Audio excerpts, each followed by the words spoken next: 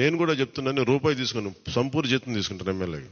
తర్వాత నేను ఇవ్వాల్సింది ఇచ్చేస్తాను, అది పెద్ద పట్టించుకుని. కానీ ఎందుకు తీసుకుంటానంటే, ఆంధ్రప్రదేశ్ ప్రజల సొమ్మును తింటున్నా ఆ బాధ్యత అనుక్షణం గుర్తు చేసుకోవడానికి.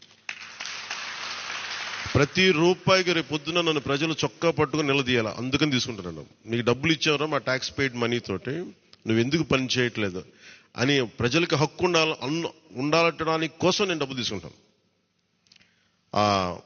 ఎమ్మెల్యేగా జీతం తీసుకుంటాను. చాలా కాలం అనుకున్నాను, ఎప్పుడు భవిష్యత్తులో ఎప్పుడు ఎమ్మెల్యే అయితే తీసుకుంటానా లేదా అని అనుకున్నాను. నాకు రూపాయి జీతం తీసుకుంటానని అలా కాకుండా నేను సంపూర్ణ జీతం తీసుకున్నాను. కానీ ఇవ్వడం కూడా దానికి కొన్ని వెయ్యింతలు ఇచ్చేస్తాను బయటికి, అది వేరే విషయం, అది కూడా చెప్తాను. కాకపోతే ఎందుకు జీతం అంటే మనం ఎందుకు తీసుకుంటాం అని నేను ఎందుకు చేస్తున్నాను అంటే, ఈ డబ్బు ప్రజల కష్టం నుంచి, రక్తం, చెమట, స్వేదం నుంచి వచ్చింది. అది ఆ డబ్బు ముట్టుకున్నప్పుడు